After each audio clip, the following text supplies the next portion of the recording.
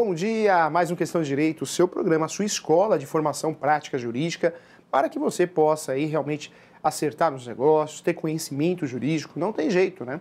O mercado imobiliário exige que de você corretor, conhecimento jurídico. Tem que ter, não tem jeito. É o básico do básico, é o seu dia a dia. Professor, qual que é o assunto de hoje? O tema de hoje é gabaritando o direito civil. Gabaritar significa esgotar, e nós vamos esgotar juntos a matéria de direito civil. É muito importante você ter um pleno conhecimento de direito civil. Claro, nosso programa ele tem cerca de meia hora, então não dá para a gente tratar o Código Civil inteiro dentro desse programa. Então nós vamos por partes. E a primeira parte de hoje é entender a questão realmente do direito de família, né? Direito civil e direito de família. Quando eu falo de direito de família, é muito importante você saber. Envolve situações de pensão, situações de divórcio, separação, união estável. Então, tudo isso envolve com as partilhas de bens, né? Ou seja, com a divisão dos bens. Tudo isso faz a diferença no mercado imobiliário. Então, eu quero explicar para você aqui, olha que interessante. Ó, no passado, o conceito de família era papai, mamãe e 2 cachorros. Tinha até uma música, eu, você e 2 cachorros, assim? Tem uma música assim? O conceito de família era assim no passado, hoje não, hein? Hoje, com a Constituição Federal de 88, o conceito de família mudou. Hoje pode ser homem com homem, mulher com mulher, é família, tem proteções, tem a proteção do bem, na verdade o bem de família, né? Na execução nós temos uma proteção importante do bem de família. Hoje uma pessoa que mora sozinha é considerada família, então tem a proteção do bem de família também. Então mudou muito, tanto é que tem o MC Catra, ele casado com 7 mulheres, né? 7 mulheres. Então a família deixa de ser pessoas do mesmo sexo, né? Ou sexo oposto, para ser também uma situação de pluralidade, entre outras nomenclaturas que são utilizadas. Então, também é considerado família. Atualmente, nós temos a família também da união estável, que também é considerado família. Professor, o que é união estável? União estável não é o casamento, é o famoso morar junto. Estamos juntos, morando juntos. União estável, olha que interessante, tem a aplicabilidade, tem força de casamento, hein? Tanto é que o direito brasileiro reconhece a união estável como casamento fosse, para fins de partilha de bens. Ou seja, tudo adquirido após a constância da união estável é dos dois, porque equipara-se ao regime parcial de bens. Equipara-se ao regime parcial de bens. Quando eu falo regime parcial de bens, em relação ao casamento, nós temos 4 regimes. Primeiro regime de casamento é o regime união universal de bens. Segundo regime é o regime parcial de bens. Tudo conquistado após a constância do casamento é dos dois. No união universal, antes e depois, é dos dois. Tudo que foi conquistado em relação ao casamento, ou antes ou depois, vira uma coisa só, na união universal. Olha como a união universal é diferente do parcial. Parcial vai contar o quê? Os bens adquiridos após a constância do casamento, independente de quem pagou. Independente de quem pagou. Conquistou após a constância do casamento é dos dois. Num eventual divórcio, tem que ser feita a partilha e vai ser dividido pelos dois. Ambos são meeiros. Na união universal, é dos dois. Os bens conquistados antes do casamento e após o casamento. Olha só. Professor, só tem 2 regimes, né? Não tem 4. Primeiro nós falamos, união universal de bens. O segundo, união parcial de bens. O terceiro é o regime considerado separação total de bens. Separação total de bens. Esse regime, separação total de bens, quer dizer o quê? Que tudo antes e após a constância do casamento continua sendo cada um do seu dono, né? Na verdade, os bens continuam separados, antes e após. Nunca vai comunicar, nunca vai misturar. Separação total. E aí tem o 4º regime de casamento, que é um regime muitas vezes desconhecido por muitos, né? Por não ser tão utilizado, que é o regime da separação final nos aquestos. Separação final nos aquestos. Professor, o que quer dizer esse regime de separação final nos aquestos? Esse regime quer dizer que é um verdadeiro contrato. O casamento é um verdadeiro contrato e ele é feito, né, esse contrato, conforme o pacta sunt servanda, ou seja, um acordo entre as partes, entre os casados, os noivos, né, os cônjuges. Eles vão chegar a um consenso, eles vão pactuar. Então pode existir bens que vão comunicar antes e bens que vão comunicar depois. Ou bens que não vão comunicar depois, mesmo sendo de uma presunção de uma união estável, né? Então, esse regime de casamento, separação final nos aquestos, é um regime que é um verdadeiro contrato. Você, né, o casal, vai estipular o que é, o que não é. o que vai comunicar, o que não vai comunicar. Então é muito importante a gente falar desse regime. Então, regime de casamento, nós temos 4 regimes. Primeiro, união universal de bens. União universal de bens, tudo antes e após o casamento, é dos dois. Segundo regime que nós temos no Brasil é a união parcial de bens, tudo adquirido após a constância do casamento, é dos dois. Terceiro, separação total, né? Nem antes nem após o casamento comunica. E o quarto, separação final dos aquestos. Então nós temos 4 regimes de casamento no Brasil. 4, hein? Não tem mais, não tem menos, são 4. Quando eu falo de regime, se você vai casar, você que está nos assistindo pensando em casar, se você vai casar e não opta por nenhum regime, você vai casar com um regime automático. E atualmente o regime automático é o regime parcial de bens. Antes da lei de divórcio, da lei de 77, o regime automático era, na verdade, a união universal. Ou seja, quando você casava sem optar, sem escolher, o regime automático era a união universal. Atualmente, a partir de 77, o regime automático é o regime de parcial de bens. Então, ou seja, antes do casamento não comunica, após o casamento comunica sim, tá? Então é muito importante você saber isso. Olha que interessante, uma coisa é o casamento, outra coisa é a união estável, né?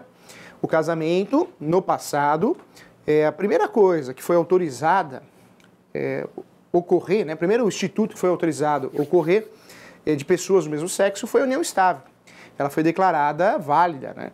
Após a resolução 173, que obriga o Conselho Nacional de Justiça, obriga os cartórios a efetuarem o casamento de pessoas do mesmo sexo. Então, não existe mais discussão em relação a isso. Hoje, após essa resolução, pessoas do mesmo sexo não precisam mais, na verdade, viver uma união estável. Podem casar pessoas do mesmo sexo, tá? Então, isso é uma realidade. Outra situação importante também, não dá para confundir casamento com união estável. União estável, eu estou falando, na verdade, de um instituto, também considerado família hoje, porém, não é casamento. Quando eu faço um casamento, a única forma de rescindir o contrato de casamento é o divórcio. Divórcio rescinde, né? Realmente esse contrato especial é o divórcio. O divórcio, olha que interessante, no passado você era obrigado a fazer a separação, é isso mesmo. Fazia a separação e posteriormente o divórcio. Hoje não. Hoje você pode fazer o divórcio direto.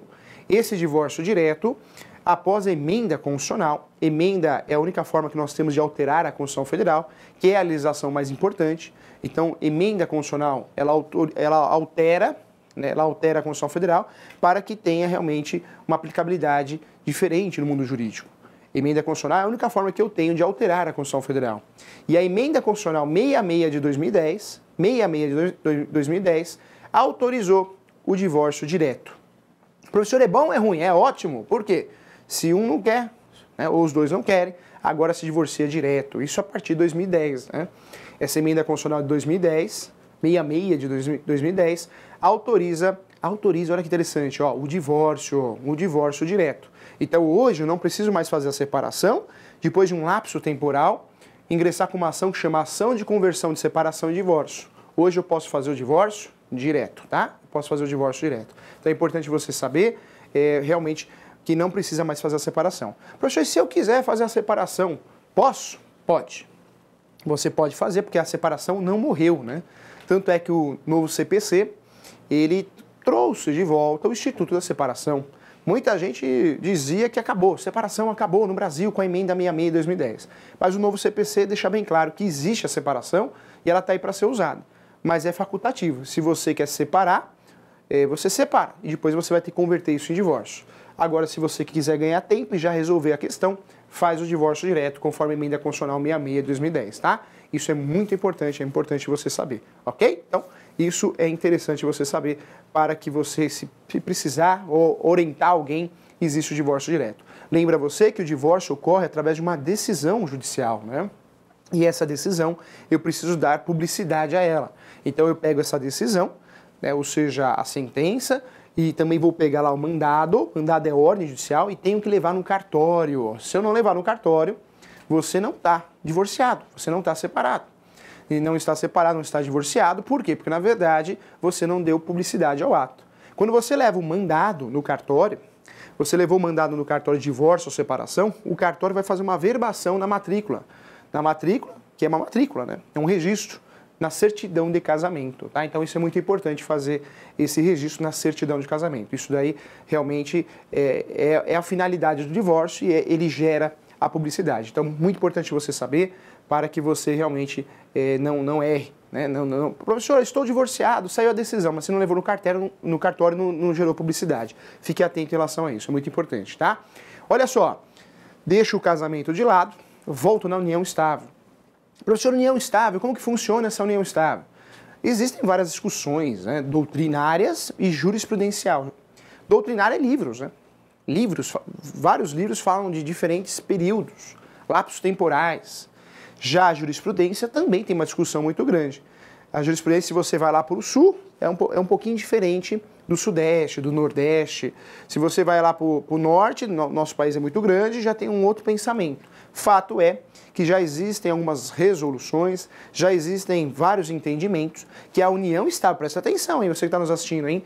Já existem muitos entendimentos que a união estável, se você frequentar a casa do namorado ou da namorada mais que 2 vezes por semana, ou seja, dormir, você dorme na casa do namorado, da namorada, homem com homem, mulher com mulher, não importa, hein? Tanto faz. Se você dorme na casa do seu namorado ou da sua namorada mais que 2 vezes por semana, durante o período de no mínimo 3 meses, sabe o que pode ocorrer? Pronto. Pode não, vai ocorrer, né? Já ocorreu. Ocorreu a união estável. Ou seja, professor, mas o que tem? O amor é lindo. Tudo bem, o amor é lindo. Mas você comprou o carro após esse namoro, né? Esse namoro de dormir junto 2 vezes por semana. Então o carro metade é dela, metade é dele, ou metade é dele também. Então você tem que saber que a união estável declarada, reconhecida, metade do que você conquistou é metade do outro companheiro, tá? Então isso é importante você saber. Professor, o que eu faço para evitar isso, né? Aí fica difícil. Eu oriento dormir no local neutro. Pronto, dorme num lugar neutro. Porque ninguém dorme na casa de ninguém. Aí não dá união estável.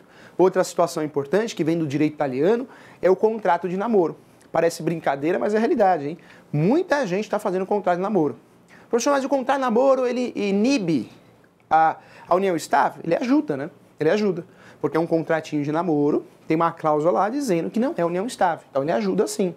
Lógico, se realmente ocorrer uma união estável, a pessoa dorme todo dia na casa do namorado, o namorado na casa da namorada, aí não tem jeito, aí vai derrubar esse contrato. Mas já ajuda, né? Já é alguma coisa. Então tem muita gente fazendo. O professor teve a oportunidade de fazer aí já uns mais de 12 contratinhos aí. Então olha que interessante, contrato de namoro. Então cuidado com isso. Tem um contrato de namoro aí, pode ajudar você. União estável, então, olha que interessante, ó. A união estável, segundo o Supremo, ela ocorre quando o namorado ou a namorada dorme 2 vezes por semana durante 3 meses, tá? Então esse seria o lapso temporal mínimo. Então cuidado. Você que tem um namorado, tem uma namorada, tá dormindo na sua casa mais que 2 vezes por semana, largou a cueca, largou a calcinha, cuidado, já virou união estável. Então tem que dividir o carro, a geladeira, o fogão, tudo, hein? Tudo. Então fique atento em relação a isso. É importante falar sobre isso. Quero falar também que a união estável tem 2, né? Tem a união estável declarada e a união estável não declarada. A união estável declarada é aquela que você declarou em cartório. Normalmente, a união estável declarada, um dos dois no trabalho fornece lá o convênio médico. Para conseguir encaixar o outro, o que a pessoa faz? Até em namoro, né? Olha, vou fazer uma declaração lá no cartório de união estável. E depois consegue encaixar, né? Ou ele ou ela consegue, um dos dois consegue encaixar o outro no convênio médico. Então, quando você tem uma união estável declarada, ou seja, tem a publicidade da união estável, essa união estável já é declarada. Eu não preciso pedir o reconhecimento dela pelo Poder Judiciário, porque eu já tenho um documento que declarou ela. Quando eu não tenho esse documento de união estável declarada, eu preciso, caso ocorra aí a separação do casal, a briga do casal, eu preciso pedir judicialmente o reconhecimento. Por isso nós temos aquela ação declaratória ou ação de reconhecimento, tanto faz, de união estável. Por quê? Eu vou pedir juridicamente, eu vou pedir para o Poder Judiciário o reconhecimento de uma coisa que não existe. E aí, na mesma ação, eu peço o reconhecimento da união estável e peço a dissolução, solicito a dissolução. Ou seja, o juiz declara que ocorreu com data e tudo, hein? E depois o juiz fala, acabou. E aí, com isso, ele pede a partilha de bens. Então, veja, toda vez que eu tenho a união estável já declarada, porque eu tenho um documento do cartório, se ocorrer a separação, tem briga, litígio, eu vou pedir o quê? Eu vou pedir só a dissolução da união estável com a partilha de bens. Quando eu tenho essa união estável não declarada, eu peço primeiro o reconhecimento dela e depois a dissolução, tá bom? É assim que eu vou fazer. Isso é muito importante você saber. Ainda, em regra, quero falar para você, olha que interessante, ó. Falamos de união estável, né? União estável prevalece a aplicabilidade do regime de união parcial de bens, ou seja, numa união estável. Você mora com ele, mora com ela. A partir da união estável, o que você conquistar, ele ou ela, o casal, é dos dois. É dos dois porque prevalece o regime de casamento de união parcial de bens, tá? União estável, se não for declarado, eu peço o reconhecimento judicial e depois a dissolução. Não é divórcio, hein? Divórcio é só no casamento. Na união estável, eu não peço o divórcio, eu peço a dissolução. Dissolução. Quando não é declarado, não tem um documento que prove, eu peço aí o reconhecimento, tá bom? Tem bens, sempre eu vou acumular essa ação com partilha de bens, olha que interessante. E na união estável e no casamento, ambos institutos dá o direito a você de pedir, de solicitar a chamada, ou melhor, o chamado a ação de alimentos. Professor, peraí, eu vivi uma união estável com ele ou com ela e eu tenho direito à pensão alimentícia? Tem sim, hein? Tem sim. Tem que ser analisado o caso de forma concreta, mas fato é que a jurisprudência no Brasil defende a pensão alimentícia provisória, que não é a pensão alimentícia que você está acostumado, que eu estou acostumado, de alimentos de um filho, né? Lembra você que pensão alimentícia é necessidade e possibilidade. Necessidade de quem precisa e possibilidade de quem vai pagar. Então o valor vai ser ajustado em cima disso, um binômio. Necessidade e possibilidade. Quando eu falo de pensão alimentícia, o mais comum é você, eu, todo mundo, leigo, lembrar de pagar pensão para os filhos. Mas o Brasil, seguindo o direito italiano, o Brasil também, o papai e a mamãe pode cobrar a pensão do filho, hein? O filho está bem, né, financeiramente, bem sucedido, e aí o papai fala assim, eu nem aposentado tô, meu filho não me ajuda. Ele pode cobrar a pensão alimentícia de você. Ele ingressa com uma ação de alimentos. Alimentos não é só dos ascendentes para os descendentes, mas também pode ser dos descendentes para o ascendente, né? Ou melhor, dos ascendentes para os descendentes, vice-versa, né? Fato é que pensão alimentícia o papai pode cobrar do filho, hein? E é muito comum isso, hein? É muito comum. Nós temos vários casos de pais, mães, que ingressam com ação contra os filhos pedindo pensão alimentícia. Porque o filho tem o quê? Possibilidade. E o pai e a mãe têm a necessidade. Então é fato também. Mas a pensão alimentícia, o nosso direito brasileiro mudou muito. Então hoje nós temos a pensão alimentícia provisória. Então você chega na esposa, chega no companheiro e fala assim, olha, não precisa trabalhar, eu sustento você, você ganha muito pouco, vai estudar para um concurso, fica aqui em casa, cuida das crianças, não precisa trabalhar mais. Amanhã ou depois chega ao fim o relacionamento, cabe a ela ou a ele, porque ele tem esse direito de pedir a pensão alimentícia. Chama pensão alimentícia de alimentos provisórios. Ou seja, você me tirou do mercado de trabalho, para que eu possa entrar nesse mercado de trabalho de novo, eu preciso de um tempo. E eu preciso sobreviver. Quem vai pagar o pato? Você. Então, olha que interessante. Nós temos no Brasil vários casos de pensões alimentícias provisórias, né? Nós temos casos de 36 meses, casos de 24 meses, casos de 12. E temos vários casos famosos também. Um dos casos famosos do Alexandre Pato, jogador de futebol, atleta, né, que jogou no Corinthians, São Paulo, e da Stephanie Brito, atriz da Globo. Então ela recebeu durante um tempo dele. Ele entrou com a revisional, baixou o valor, depois ela conseguiu com uma revisional aumentar o valor. Então é um caso famoso, mas temos outros também. Então é uma realidade nossa. Pensão alimentícia, cuidado. Você tirou ele do mercado de trabalho, você tirou ela do mercado de trabalho, cabe a ele ingressar com uma ação. Nós temos várias situações, né? Então a mulher chega no marido, olha, você não precisa trabalhar mais, você vai estudar para concurso. Só que o sujeito de manhã está na academia, né? À tarde ele está dormindo. A esposa vai cobrar ele. Pô, de manhã você está na academia, à tarde dormindo. À noite você fica assistindo jogo de futebol. Olha, aqui para passar num concurso eu preciso realmente estar com a cabeça boa, não posso ficar estressado, né? Aí ela cai a ficha, ela manda ele embora. E aí ele entra com ação de pensão alimentícia provisória. Olha só, cuidado, hein? Olha que interessante, ó. Ainda nesse segmento de pensão alimentícia, nós temos também uma ação de pensão alimentícia que é chamada ação de alimentos gravídicos. Gravídicos. Olha que interessante. Então o sujeito conhece uma moça lá na balada e aí o casal dorme junto. Pronto. E ela fica grávida. Vai atrás dele e fala, ó, estou grávida de você. Não, imagina. você dormiu comigo, eu não te conheço direito, eu não sou pai dessa criança. Ela pode ingressar com uma ação contra ele na gestação, não nasceu a criança ainda, hein? O nome dessa ação é alimentos gravídicos. Por quê? Porque na gravidez, na gestação, ela precisa de cuidados médicos, alimentação. Então, na verdade, esse tipo de pensão não é com o nascimento da criança, mas na gestação. E aí ela cobra a pensão alimentícia dele, né? E ele tem que pagar essa pensão. Professor, vamos dizer que ele ingressou com uma ação de investigação de paternidade e descobriu que não era o pai. Acabou, né? Ela tem que devolver tudo. Não precisa devolver, hein? Não precisa devolver. Professor, não. Cabe uma ação, né? Uma ação de danos materiais, pode ainda cobrar uma ação de danos morais, né? Pode ingressar com uma ação nesse sentido. Mas do alimentos puramente, não.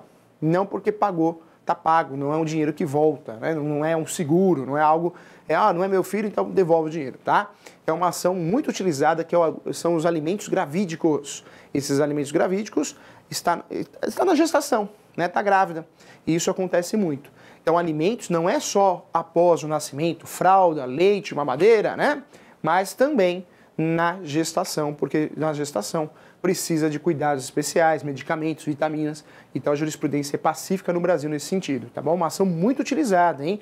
Muito utilizada, uma ação muito comum aí de jogador de futebol. A mulher entra com uma ação de alimentos gravídicos, tá? Então, também é uma outra ação que merece aí a observação. Nós temos a ação de alimentos também na esfera civil, né? Não propriamente dita do direito de família. Na esfera civil é aquela situação que um acidente, uma responsabilidade civil, gerou a você uma obrigação de pagar pensão também durante um determinado tempo. Também é comum também, tá? Também isso vem lá do direito alemão. Olha que interessante. Quando a gente fala então de direito de família, você já sabe que muita coisa mudou. Em primeiro lugar, o que mais mudou foi o conceito de família. Hoje mais que homem e mulher, é homem com homem, mulher com mulher. E até uma novidade, né, que está ocorrendo, tem um programa, eu não lembro o canal, mas é um programa que é uma moça que fica em famílias diferentes. E essa moça fica em famílias diferentes, o professor está mudando de canal, foi mudar de canal, ela beijou o rapaz, depois ela beijou outro rapaz, eu falei, nossa, será que ela é dona Flor dos dois maridos? Mas ela foi embora trabalhar, o casal ficou junto, né? Então, ou seja, era um casal, um trio ali, né? Então, é considerado uma família, tem proteção familiar. Tem proteção da justiça como direito de família. Em relação ao bem de família, olha que interessante, ó. O bem de família é o bem de residência. Então, numa execução, numa cobrança, você levanta a mão e fala, juiz, ninguém vai tirar meu bem judicialmente, porque esse é meu único bem, bem de família. E hoje o bem de família pode ser usado como tese de defesa, tanto na ação, tanto numa ação de uma pessoa que mora sozinha, com um gato, com um cachorro, como uma pessoa que tem 5, 6 filhos, que é considerada família também. E aí eu alerto você em relação ao registro, né? Quando você tem vários bens, para que você não tenha problema, não tenha risco, é interessante você registrar um desses bens, normalmente o que você mora, o que você reside, como bem de família. Você vai fazer uma averbação de bem de família, vai no cartório e coloca na matrícula, bem de família. Tá? Então é importante fazer essa anotação para proteger quando você tem muitos bens. Quando você só tem um imóvel só, esse bem automaticamente já é um bem de família, mas tem discussão jurisprudencial também. Tá? Então é importante você saber em relação ao registro. É muito importante você saber essa questão de registro e averbação. É o seu dia a dia, tá? Então lembra você então, divórcio. Divórcio, só faço divórcio toda vez que o sujeito é casado. Casado tem 4 regimes. Universal, parcial, separação total e separação final nos aquensos. Separação eu posso fazer também, hein? Não caiu em desuso, não morreu. Existe ainda o instituto. Se eu faço a separação, eu faço a conversão da separação em divórcio. Se eu não quis fazer a separação, eu fiz o divórcio direto. E a emenda disso é a 66 de 2010, tá? Lembra você que o divórcio pode ser litigioso ou contencioso, ou seja, tem briga, um quer, o outro não quer, ou os dois querem, mas tem briga por causa do cachorro, do papagaio ou de bens, né? Ou ainda, também, você pode fazer o divórcio consensual, que é o melhor dos mundos, né? O divórcio consensual, ela e ele, ou ele, ela e ela, chegam ao consenso, se divorciar não tem briga. Consensual, o juiz só homologa. Quando eu falo de divórcio litigioso, tem sentença traumática, porque um dos dois vai ficar traumatizado. Tem litigantes, né? Tem autor, réu, então tem um litígio, tem briga. Quando eu esqueço o divórcio litigioso ou a sentença contenciosa e vou para o voluntário, voluntário não tem partes. Veja que o voluntário, os dois podem contratar o mesmo advogado. Olha que interessante. Contrata o mesmo advogado, porque o advogado é dos dois. Os dois vão assinar até a peça em comum. É um verdadeiro acordo que vai ser homologado pela justiça. Por isso, sempre interessante fazer o divórcio consensual. Muito mais rápido, muito mais barato para as partes e um verdadeiro acordo.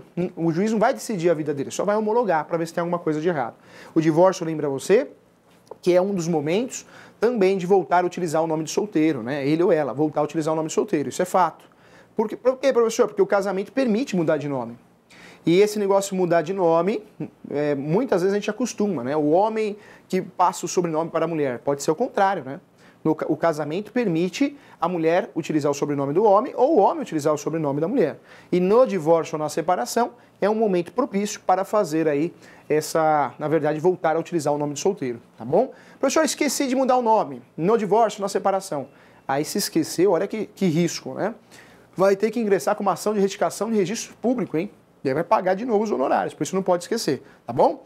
No divórcio consensual, eu posso colocar tudo. Pensão alimentícia, guarda da criança, regulamentação da visita, porque é consensual, é um acordo. A pensão.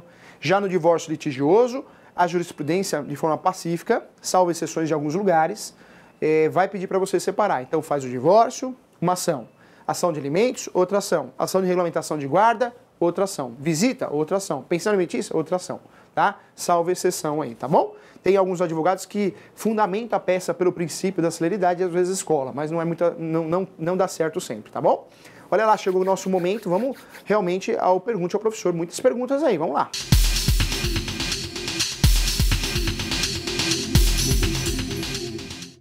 Primeira pergunta, o Josias de Jundiaí. Um abraço, Josias. Obrigado por estar acompanhando o nosso programa, tá? Continua acompanhando. É feito com muito carinho por mim e para a direção competente desse programa, hein? Só fera que trabalha na TV Cresce aqui. Olha só, então vamos para a sua pergunta. Um abraço para você.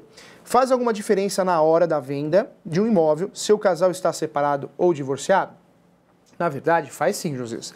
É muito importante, na separação, eu posso fazer a partilha de bens. Se eu fiz a partilha de bens, ótimo, está resolvido. O divórcio é uma questão só para resolver a separação. Agora, se eu fiz a separação e não fiz a partilha de bens, deixei para fazer no divórcio, aí realmente existe uma questão importante a ser resolvida. Por quê? Se não foi feita a partilha de bens, esse imóvel está em litígio, né?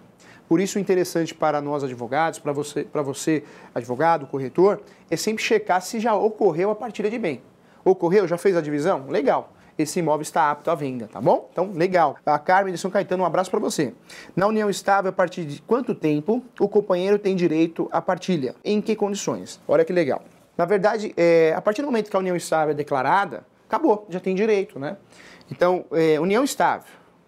Professor, eu fui morar com ela, ou ela foi morar comigo, ele foi morar comigo, ela foi morar comigo. Pronto, foi morar. Morou? A partir desse dia que foi morar junto, já é união estável. Dali para frente já tem direitos.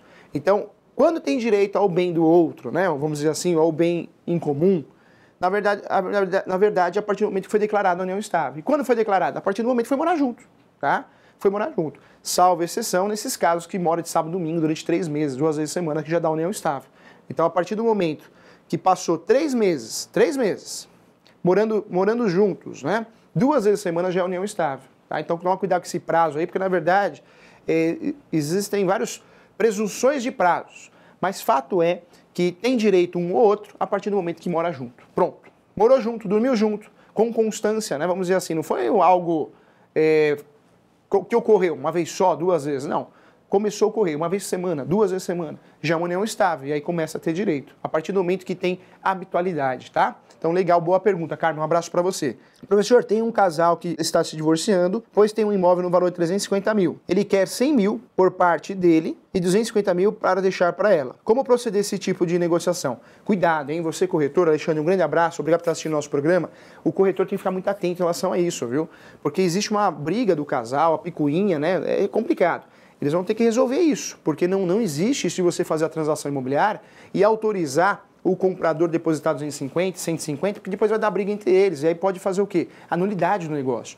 Então você, corretor, numa situação de divórcio, você não vai botar fogo, pelo amor de Deus, né? Pelo contrário, se puder apaziguar, tem que apaziguar. Mas transação imobiliária só pode ser feita depois da partilha dos bens. Se tem um divórcio em andamento, não saiu a partilha, cuidado. Fala para o seu cliente, né? Olha, vamos esperar a partilha de bens, porque vender antes vai vender errado, né? Vai vender através de um contrato de gaveta. E é risco para todo mundo, tá bom? Esse negócio é complicado. 250 para um, para o outro, pode dar motivo de nulidade. Então, o ideal é esperar a partilha de bens. Vai dar confusão isso. Cuidado, hein? Tá bom? Um grande abraço para você. E a Lilian, né? Via YouTube, olha que legal. No caso de usufruto, que não foi registrado no cartório de imóveis, apenas no cartório de notas. Usufruto, na verdade, é um direito muito interessante. É muito comum um casal, né, já idosos, falar, filho, vem morar aqui em casa. Eu e sua mãe vamos morar num lugar menor. Essa casa é muito grande. Vem morar com a sua esposa. Só que o advogado, quando é advogado desse casal idoso, se preocupando com eles, vai falar assim, ó, vamos fazer usufruto. Por quê? Usufruto quer dizer o quê? Que a casa é sua, ninguém tira de você, mas você dá usufruto ao filho. Porque aí seu filho não pode vender essa casa, você não doou a ele. O usufruto é uma proteção, é um direito, ó, vou dar usufruto a você, vitalício ou não. O usufruto, o ideal é que seja feito de forma solene, então tem que estar registrado realmente no cartório, na matrícula de imóveis do imóvel, porque senão gera nulidade, né? Esse usufruto não tem validade. Um papelzinho de usufruto não tem valor. É um documento que tem que ser solene, através da escritura pública, como um ato de compra e venda, que está lá no Código Civil, no artigo 108 do Código Civil, tá bom? Então, muita pergunta boa, eu agradeço todo mundo que acompanha o nosso programa. Nosso foco agora é focar na prática, para ajudar você, tá bom? Então, espero você toda semana, toda quarta-feira. Um abraço, fui, tchau!